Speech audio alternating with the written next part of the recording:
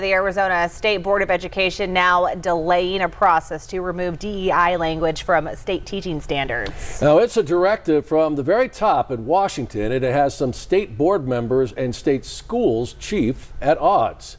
News 4 Tucson's political specialist Eric Fink joins us live in Midtown to break this one all down for us. Eric. Sean, Monica, if School Superintendent Tom Horn says the State Board of Education does not comply with this executive order from the White House, the state of Arizona could lose more than $800 million in federal funding. Now, I spoke with a longtime Tucson teacher who now heads the local teachers union here. He says he's very concerned about this and calls this a clear attack on public education.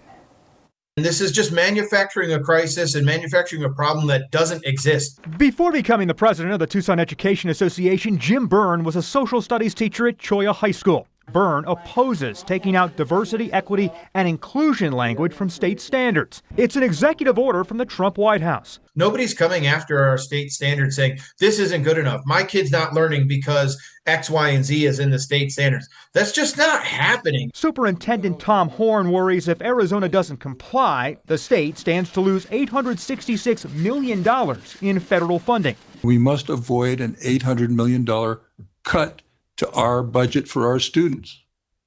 And I'm not sure that's sinking in, and I'm upset about it. Hours ago, the State Board of Education voted to postpone a critical vote to remove DEI language from Arizona standards, instead pushing this proposal to December to bring other stakeholders, including parents, into the process. The spirit of the law is that we do it right so that our compliance is done in a way that is transparent and correct and not a knee-jerk. Byrne says any rush decision is rarely a good one. Claiming that this is just a pragmatic move in order to keep nearly $1 billion from the federal government coming to the state of Arizona's public schools, it's a false equivalent. I don't think his argument that we need to hurry up on this is a solid one. You know, it's ridiculous. You can have your own ideology. People can respectfully disagree with each other, but this administration was elected. Elections have consequences. It has the power now. It has the power to take away $800 million from the education of our students, and we better act to be sure that that does not happen. Now, the state board has tabled this vote until its December 8th meeting.